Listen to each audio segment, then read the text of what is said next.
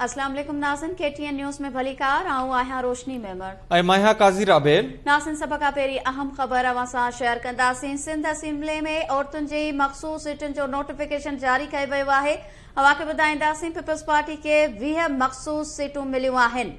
अवां खे अपडेट कयूं त सिंध असेंबली में औरतुनि जी मख़सूस सीटुनि जो नोटिफिकेशन जारी कयो वियो आहे। पीपल्स पार्टी खे 20 मख़सूस सीटूं मिलियूं आहिनि। MQM खे औरतुनि जूं 6 सीटूं ऐं GDA खे औरतुनि जी हिक मख़सूस सीट मिली वई आहे। अवां खे अहम ख़बर ॾियूं त सिंध असेंबली में औरतुनि जी मख़सूस सीटुनि जो नोटिफिकेशन जारी कयो वियो आहे। बिल्कुल नाज़िन, अवां खे ॿुधाए पिया पीपल्स पार्टी खे 20 मख़सूस सीटूं मिलियूं आहिनि, जॾहिं त MQM खे औरतुनि जूं 6 सीटूं ऐं GDA खे औरतुनि जी हिक मख़सूस सीट मिली वई आहे।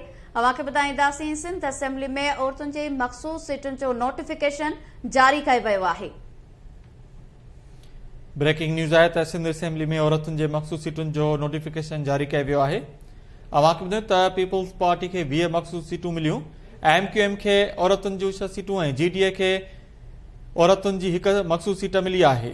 वधीक तफ़सील मालूम कंदासीं। लाइन ते मौजूद आहे चीफ रिपोर्टर वहीद राजभर। जी वहीद, छा तफ़सील आहिनि?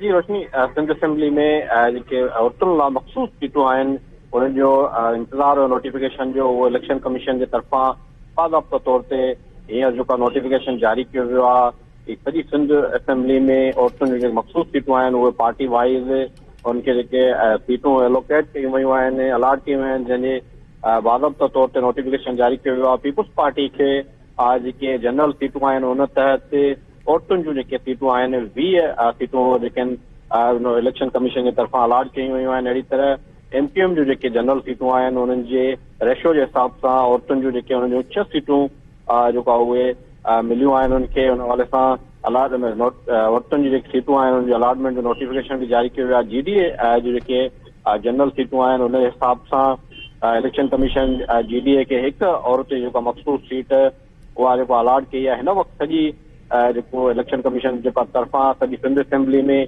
टोटल जेके 27 औरतुनि जूं सीटूं मख़सूस कयूं वियूं आहिनि। हुनजो नोटिफिकेशन बाज़ाब्ता तौर ते जारी कयो वियो आहे ऐं सिंध असेंबली सेक्रेटेरिएट खे बि हिन हवाले सां इंतज़ारु हुयो त जीअं इहो नोटिफिकेशन ईंदो त इजलास जे हवाले सां अलॻि जेकी तक़रीब आहे बाज़ाब्ता तौर ते हुनजो नोटिफिकेशन बि जारी कयो वेंदो।